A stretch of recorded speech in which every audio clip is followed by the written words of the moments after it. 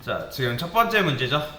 그래서 A하고 B를 더해서 그 더한 결과를 달래요. 그러면 이제 백준 같은 경우는 입력이 돼야 됩니다. 그러니까 입력이 돼야 된다는 건 스캐너를 써야 된다는 거거든요. 근데 얘 같은 경우는 예제가 이런 식으로 되어 있지만 사실 어떤 값이 입력될지는 정확하게 몰라요. 근데 이제 백준은 여러분들이 문제 풀 때 이 조건을 잘 보셔야 되거든요. 그러면 A하고 B는 뭐예요? 0하고 10 사이의 값을 이제 임의적으로 값이 입력된다라고 보시면 돼요. 보이죠? 그러면 그 입력된 값을 더해가지고 주면 되는 그런 문제다라고 여러분들이 이해를 하시면 되거든요. 그러면 당연히 뭘 써야 되냐면 스캐너를 써야 됩니다. 백준 문제 풀 때는 스캐너가 거의 필수예요. 그래서 SC, New Scanner System in 요거는 여러분들 적어주셔야죠.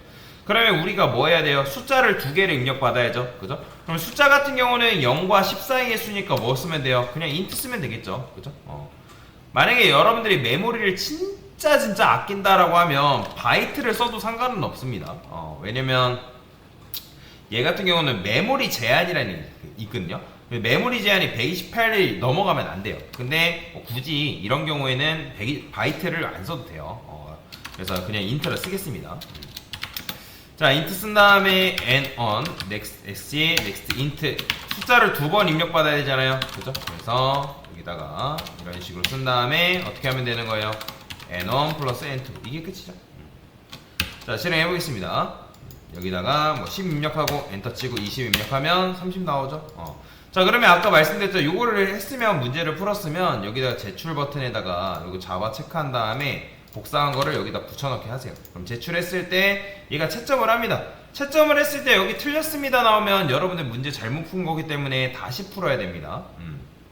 그래서 채점을 했을 때 맞았습니다 라고 저 이제 나오거나 뭐 에러 메시지가 안 뜨면 정상적으로 여러분들 문제를 잘 푼 거다 라고 보시면 돼요. 그래서 문제를 이렇게도 풀 수가 있고요. 또 다른 방식으로는 어떻게 풀 수가 있냐면 이런 방식으로도 문제를 풀 수가 있습니다. 저는 얘를 어떻게 할 거냐면 문장을 쓸 거예요. 문장 string input이라 쓰고 그 다음에 sc next line이라고 해서 이렇게 받는 겁니다. 그러면 여러분들이 예를 들어서 뭐 1과 2를 이렇게 뭐 하는 거예요? 이거를 그냥 하나의 문자열로 받는 거예요. 문자열로 이런 식으로. 그러면 지금 여기 보면 띄어쓰기 있죠. 그러면 띄어쓰기를 기준으로 해서 문자열을 쪼개야 되거든요. 그러면 어떻게 할 수 있냐면 input에 split이라는 함수가 있습니다. 이거 문자열 전용 함수예요. 그 다음에 큰 따옴표 한 다음에 띄어쓰기 하게 되면 이게 뭐냐면 내가 띄어쓰기를 기준으로 문자열을 쪼개겠다. 쪼갠다 라는 의미예요. 그러면 문자열을 쪼개게 되면 예를 들어서 1과 2가 들어왔어요. 이렇게. 그러면 얘는 더 이상 문장 하나가 아니라 뭐가 되는 거예요? 문장들이 되겠죠. 그죠? 그럼 문장들은 뭐예요? 우리가 문장들을 일반 변수에다가 담을 수 있다 없다? 못 담죠. 그죠? 그럼 뭘 써야 된다? 배열을 쓸 수밖에 없는 거예요. 배열. string 그 다음에 input 이런 식으로 쓸게요. input bit라 할까요? 조각들이다 이런 식으로. 그러면 이제 나눠진 그 문장들 이 객체죠. 그죠? 그러니까 배열 객체가 생성돼서 그 배열 객체 리모컨이 여기 연결되는 거죠. 그쵸? 그러면 여기다 이제 뭐 하면 되는 거예요? 우리가 int n1 input bit의 0번째 그 다음에 input bit의 1번째. 자, 근데 얘네들은 뭐예요? 문자열이란 말이에요. 그럼 문자열 같은 경우는 어떻게 해줘야 되냐면 형변환을 해줘야 됩니다. 그래서 여기다가 integer parseInt라는 문법이 있어요. 자, 이게 바로 뭐냐면 문자열을 형변환하는 코드예요. 코드가 길긴 하지만 이런 것도 가능하다라는 거 알려드리기 위해 쓰는 거예요. 자, 여러분들 이렇게 썼으면 sc 클로즈 반드시 해줘야 되고요. 자, 그러면 입력을 어떻게 받는다? 이렇게 받는 거예요. 10, 20 이렇게 띄어쓰기. 그럼 뭐 나온다? 30 나오죠. 그죠? 이렇게도 가능합니다. 근데 이게 너무 길다라고 하면 아예 한 번에 쓰는 게 가능합니다. 어떻게 쓸 수 있냐? 지금 보면 일단 그 전에 여기 보면 띄어쓰기를 기준으로 쪼개고 있다? 제가 만약에 이걸 쉼표 썼어요. 그럼 뭘 기준으로 쪼갠다는 걸까요? 그렇죠. 쉼표를 기준으로 쪼갠다. 그러면 입력받을 때 띄어쓰기가 아니라 10, 쉼표 20 이런 식으로 입력받으셔야 됩니다. 이 스플릿 같은 경우도 굉장히 많이 사용되는 문자열 관련 함수기 때문에 잘 알고 계시는 게 좋아요. 얘는 뭐다? 띄어쓰기를 기준으로 쪼갠다. 얘는 이제 심표죠.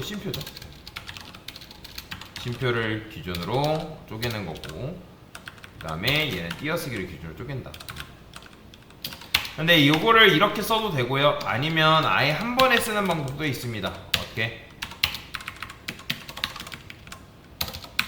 이렇게 쓰고 SC 그냥 인풋 대신에 SC 넥스트 라인을 여기다 바로 써주면 되는 거예요. 자, 그러면 여기다가 SUT에서 인풋 비트. 자, 당연히 실행하면 뭐 나와요, 안 나와요? 이거 객체예요, 객체. 그러니까 객체이기 때문에 여러분들이 10과 20 이렇게 입력했을 때 객체 주소가 나오는 게 당연한 거예요. 근데 객체 주소가 아니라 얘가 어떤 데이터가 들어있는지 궁금하다라고 하면 여기에 arrays toString이라는 메서드가 있는데 여기다가 배열 객체의 리모컨 주소를 여기다 넣으면 얘가 어떤 데이터가 들어있는지를 여러분들이 눈으로 볼 수가 있습니다. 보이죠? 그래서 원래는 주소 값이 나오는 게 정상입니다. 그래서 이렇게 해가지고 문제를 풀었으니까 이걸 마찬가지로 어떻게 하면 된다? 뭐 잘라내기 해서 제출해서 잡아. 필요 없는 것들은 뭐 지워주면 되겠죠? 제출했을 때 뭐 가끔가다 이렇게 했는데 뭐 틀렸다가 나오는 경우도 있습니다. 틀렸다가 나오는 경우가 있어요. 그거는 무시하셔도 돼요. 근데 이제 이렇게 이제 문제를 풀 필요, 이런 식으로도 문제를 풀 수 있다라는 거 알고 넘어가시면 되고, 뭐 수정을 한번 할까요?